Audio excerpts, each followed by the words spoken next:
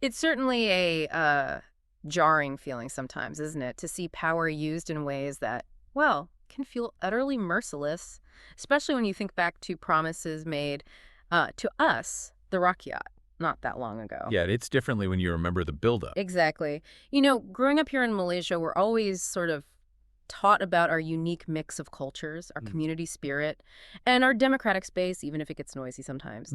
But then you see things happening politically, and it really makes you stop and think, where do we actually draw the line between, say, strong debate and something that, well, someone significant called cruel? That specific word, cruel, Yeah. it carries a lot of weight. It really does. And the question isn't just, right versus wrong in the moment. Sure. It's more about how leaders who maybe champion certain ideals very loudly from the outside, Yeah, or they were in opposition. how they navigate governing from the inside. It's that old saying, isn't it? Can a tiger really change its stripes once it's top of the food chain? Or does the reality of power demand something else? A different kind of roar, perhaps. Perhaps.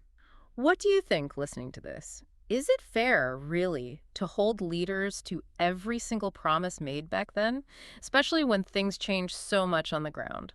The political landscape is never static, that's for sure. Let us know what comes to mind when you hear about situations like this one. Because speaking of that cruel comment, someone very significant, a former prime minister, said exactly that recently, describing certain government actions as cruel, brutal. Yes, that was Muhyiddin Yassin. And it wasn't just a throwaway comment, it was very pointed. Imagine that a former PM publicly accusing the current government of cruelty. That's quite a statement. It feels less like critique and more like an accusation of betrayal. I think that's exactly how many interpreted it. And what's fascinating, or maybe troubling, is how specific he was. Go on. Muhyiddin directly linked it to the government using the Sedition Act, specifically to detain people from that recent rally. He said that action was cruel. And he didn't stop there. He immediately connected it back to Prime Minister Anwar Ibrahim's own promises, very public, long-standing promises to, abolish or at least stop using that exact law. So it's the promise aspect that makes the accusation so sharp. Precisely. It cuts right to the issue of political credibility, keeping your word. And just for context, though, most people probably saw the news last week. This relates to that rally, right? Where an effigy was symbolically whipped. That's the one. And following that, on July 28th, 2 individuals were arrested under the Sedition Act.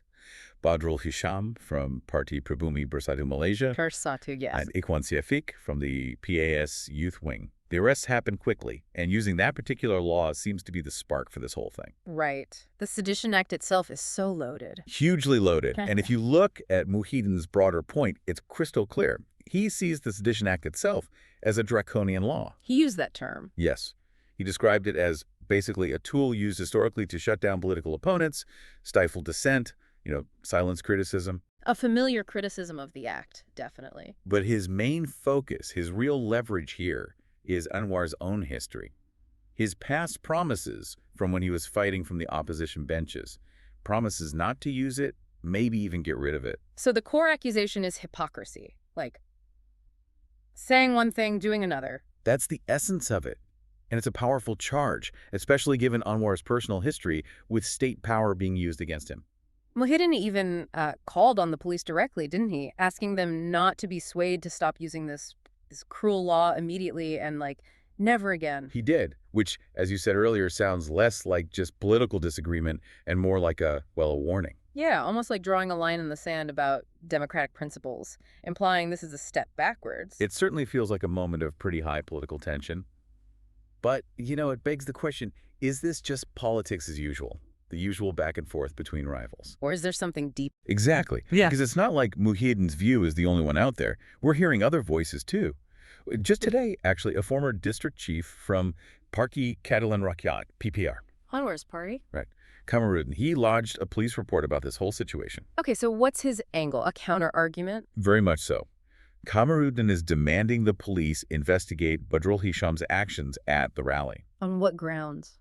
His argument is that those actions, the effigy incident, severely insulted the institution of the prime minister and significantly, the dignity of the Malay rulers. Ah, okay. So defending the office, the system itself? Precisely. He emphasized that Anwar Ibrahim is the legitimately appointed PM, went through the proper process, and that the position, the system, needs defending from what he sees as, well, attacks like this. So it really paints a different picture. You've got the criticism, government overreach, broken promises, using the Sedition Act stifles democracy. But then you have this other strong feeling, no, the rally went too far, it insulted core institutions, and action had to be taken to maintain respect and order. It's such a classic tension, isn't it? Especially here in Malaysia. On one hand, how do you protect democratic space, freedom of speech? That was a huge promise from Anwar and Pakatan Harapan back in the day. They lived through the opposite, after all. They certainly did. But then the government has a responsibility, right, to maintain social order, to ensure there's fundamental respect for the state, for its leaders. It's not just about the individuals, but the institutions. It's a tightrope walk. Absolutely. And Muhyiddin also hinted at something else, subtly. Even if there was an issue at the rally, couldn't it have been handled differently? Maybe advice first, a softer approach. Instead of jumping straight to the Sedition Act. Exactly. Instead of using a law that many feel undermines freedom and maybe even tarnishes the justice system's image. It's that balancing act again. So that line we talked about earlier, where exactly is it, especially now? Social media blows everything up instantly. Political mobilization is, well, different. It's faster, more fragmented. Right. So is using a law like the Sedition Act, which feels like, I don't know, an old weapon, a colonial relic almost. Is that really the right tool for these very modern problems? Or does it just backfire? Does it, like Muhyiddin warned, actually weaken our democratic institutions? Undermine the rule of law that we're still trying to strengthen? It feels like bringing a cannon to a very complicated argument. It's a really critical question for Malaysia's democratic path. This trend, if we see more of it, definitely needs some deep thought from all of us. Is this just about who's in charge right now? A temporary policy choice? Or is it something more fundamental, about the actual legal and democratic foundations we're building on? Exactly. Because remember, the Sedition Act isn't just any old law. It's from the colonial era. Its original purpose was to suppress dissent against the British, not nurture debate in an independent Malaysia. And it's notoriously vague, right? Extremely vague, which means it can be interpreted very broadly. It's a blunt instrument, easily used to silence almost any criticism, even if it's legitimate. That's why its continued use, especially after promises to the contrary, is seen by many as a kind of litmus test. A test of how serious the government is about real democratic reform. You could say that. It goes beyond just political tactics. It touches on the nation's democratic hopes.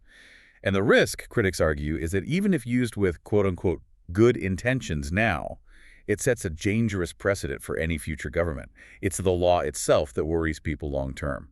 Okay, so let's try and pull these threads together. We have a former PM challenging the current one very publicly, very forcefully, over a major promise about a really sensitive law. Triggered by that rally and the arrests that followed. But at the same time, you have strong voices, even from within the ruling coalition circles, saying, hold on. They argue the rally actions were unacceptable. They crossed a line. And that the integrity of our institutions, maybe even the nation itself, had to be protected. It leaves us, and you listening, with a really tough question, doesn't it? It certainly does. In this complex Malaysian reality, what yardstick should we actually use? How do we measure a leader's past promises against what they do when they're actually in power? Especially when the promise is about something as fundamental as civil liberties, and the law involved could restrict them. Should we demand absolute consistency? Hold them rigidly to every word said in opposition?